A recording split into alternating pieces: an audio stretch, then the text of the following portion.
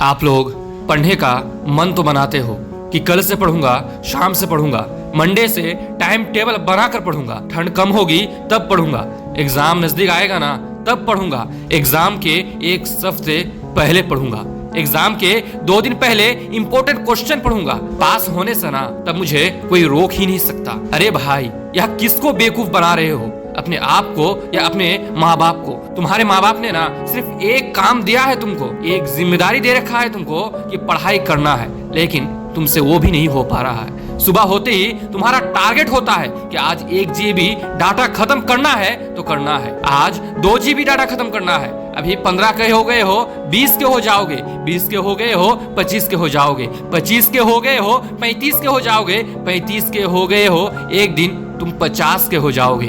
कुछ नहीं बदलने वाला भाई। अगर तुम्हारी जिंदगी में कोई सपना है, कोई लक्ष्य है ना, और उसके लिए तुम सच में पढ़ना चाहते हो, तो सिर्फ यह 2-3 मिनट की कहानी ना तुम ध्यान से सुन लेना। इसे सुनने के बाद अभी से 10-10 घंटे पढ़ने के लिए ना तुम पागल हो जाओगे। तो एक 18 साल का लड़का था, वह अपने माँ बाप की बहुत रिस्पेक्ट करता था, उनकी हर एक बात मानता था। उस बंदे का सिर्फ एक ही सपना था, अपने माँ बाप को एक खूबसूरत सी जिंदगी देना। लेकिन उस बंदे की एक बहुत बुरी आदत थी, उनकी एक बहुत बुरी कमजोरी थी कि वह अपने कामों को टालता बहुत था। आज के कामों को ना कल पे टाल देता था, लेकिन इस वादे को भी कभी पूरा नहीं कर पाता। पूरे दिन मोबाइल चलाता रहता था, बहाने बनाता रहता था, और जैसे जैसे समय बीतता गया और वह बहाना बनाता गया। अभी यह बंदा ना 25 साल का हो चुका था, उसके माँ बाप बूढ़े हो चुके थे, लेकिन आज भी उस लड़के को मोबाइल चलाना और कामों को दूसरे दिन पर टालने की ना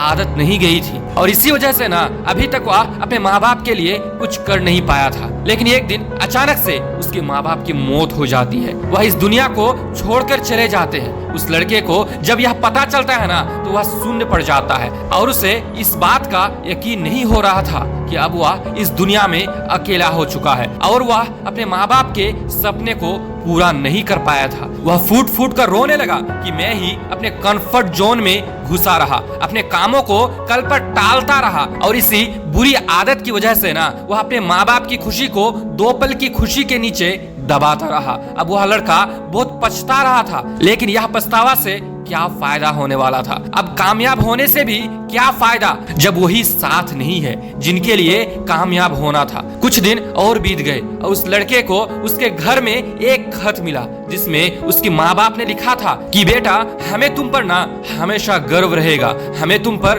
पूरा भरोसा है, तुम एक दिन जरूर कामयाब होगे। लेकिन यह खत जब तक तुम्हें मिलेगा तब तक शायद हम इस दुनिया से गुजर चुके होंगे। लेकिन हमारा ना सिर्फ एक ही सपना है कि तुम्हें कामयाब होते हुए देखना, चाहे हम इस दुनिया में रहे या ना रहे, तुम कामयाब जरूर होना। और इसे पढ़ने के बाद उसके पैरों तले जमीन खिसक गया और वह फूट फूट कर फिर से रोने लगा, और उसने खुद से वादा किया कि मैं अपने माता पिता के सपने को उनके जीते जी तो पूरा नहीं कर सका, लेकिन अब बस हुआ। अब बहाने नहीं और ना ही डिस्ट्रैक्शन, सब कुछ छोड़ छाड़ कर अब वो लड़का खूब मेहनत करने लगा। और फिर कुछ साल बाद वह लड़का इतना सक्सेसफुल हो जाता है कि इस दुनिया भर में उसका नाम चलने लगता है, और फिर अपने माँ बाप के तस्वीर के सामने जाकर कहता है कि मम्मी पापा, मैंने आपका आज सपना पूरा कर दिया, मैं एक सफल व्यक्ति बन गया। दोस्तों, कुछ लोग ना अपनी 2 पल की खुशी के लिए